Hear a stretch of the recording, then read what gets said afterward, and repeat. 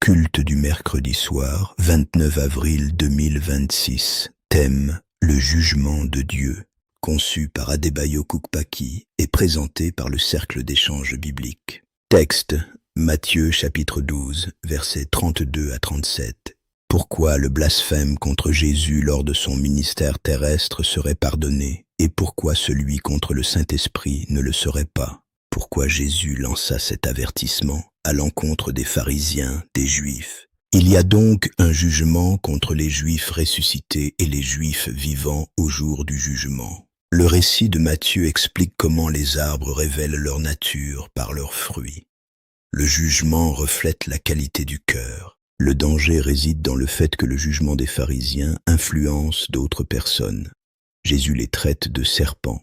La bouche parle de ce qui est dans le cœur. Ainsi, les bons trésors proviennent d'un bon cœur et les mauvais trésors d'un mauvais cœur. Chaque parole inconsidérée, dite vaine, sera jugée au jour du jugement, car les gens seront justifiés ou condamnés par leurs paroles. L'avertissement de Jésus est qu'une décision irrévocable prononcée par le pouvoir de Satan, aussi imprudemment exprimée soit-elle, est une parole mauvaise qui sera jugée. Jésus les avertit que leurs paroles témoignaient du mal qui était dans leur cœur.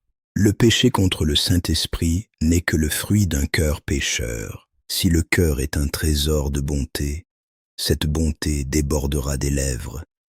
Mais si le cœur est un trésor de mal, ce mal nuira à celui qui parle.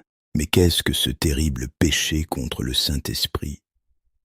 Peut-on le commettre aujourd'hui? Et si oui, comment? Dieu pardonne les paroles contre le Fils, mais pas contre l'Esprit. Cela signifie-t-il que le Saint-Esprit est plus important que Jésus-Christ? Certainement pas. On entend souvent le nom de Dieu ou de Jésus utilisé dans le blasphème, mais rarement celui du Saint-Esprit. Comment Dieu peut-il pardonner les paroles prononcées contre son Fils et non celles prononcées contre l'Esprit? Cette situation n'existait que pendant le ministère terrestre du Christ. Jésus ne paraissait pas différent. Parler contre lui pouvait être pardonné, mais quand l'Esprit est descendu à la Pentecôte comme preuve que Jésus était vivant, rejeter le témoignage de l'Esprit était irrévocable. En rejetant Jean-Baptiste, il rejetait le Père. En rejetant Jésus, il rejetait le Fils. En rejetant les apôtres, il rejette l'Esprit. C'est la fin. Il n'y a plus de témoignage. Un tel rejet est impardonnable. L'expression « parole vaine » signifie « parole qui ne mènent à rien ».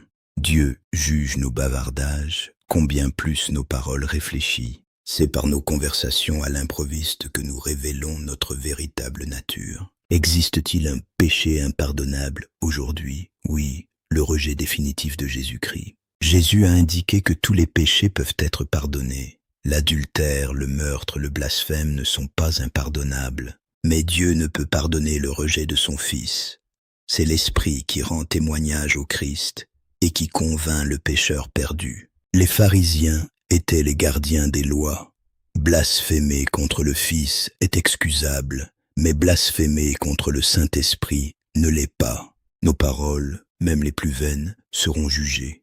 Dieu ne pardonne jamais le rejet de son Fils. Puisque l'Esprit rend témoignage au Christ et convainc le pécheur perdu, le blasphème contre lui est aussi inexcusable. Que Dieu Tout-Puissant daigne nous pardonner nos paroles inconsidérées, qui nous éveillent dans l'assimilation de sa parole. Amen.